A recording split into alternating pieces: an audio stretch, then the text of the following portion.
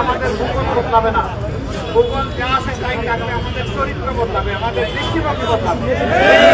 ৫৪ বছর যে দৃষ্টিভঙ্গি নিয়ে দেশ চালানো হয়েছে, মাঝে মাঝে কিছু ব্যতিক্রম ছাড়া অধিকাংশ চাপিয়ে দেওয়া হয়েছে।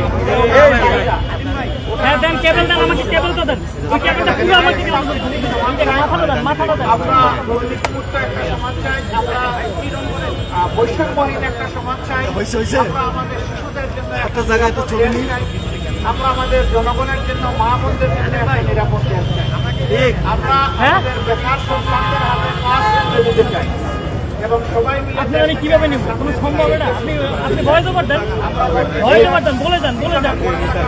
আরে লাগাই না রে ভাই, কি করবো আমি? আমরা অনেক জিনিস মেনে চলার চেষ্টা করি বা সবগুলোই মেনে চলার চেষ্টা করি।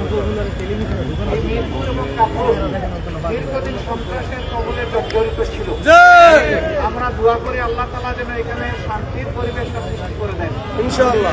যাদের মাধ্যমে প্রতিষ্ঠিত হওয়া সম্ভব তাদের হাতেই যেন আল্লাহ সমাজের এই দায়িত্বটা তুলে দেন।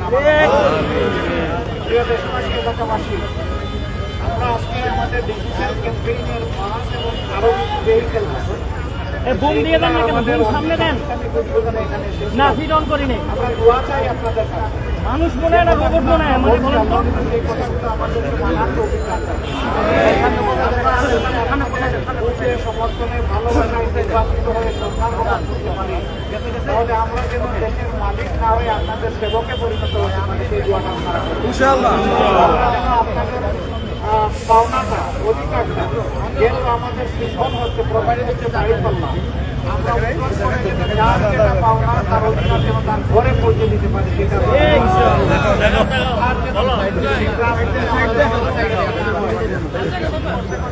ঢলে পড়ছে, জীবন চলে যাচ্ছে, রাতের পর রাত বসে আছে, তাদের দেখা যাচ্ছে কেউ আমরা এমন একটি দায়িত্ব সরকার দেখতে চাই যে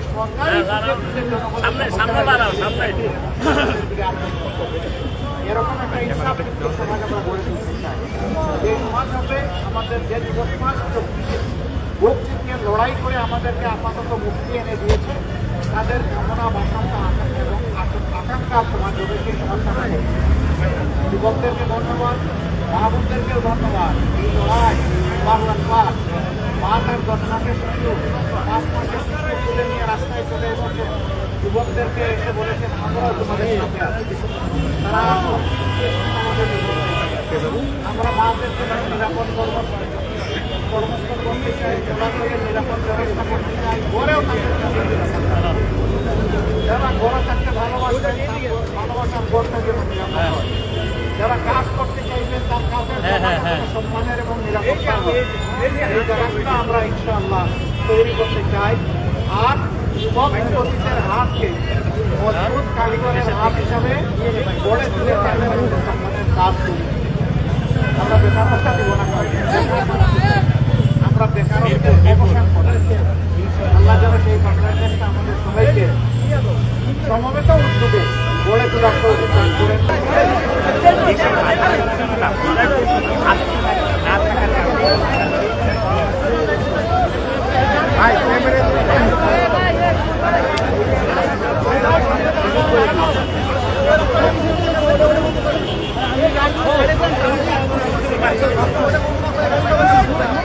এই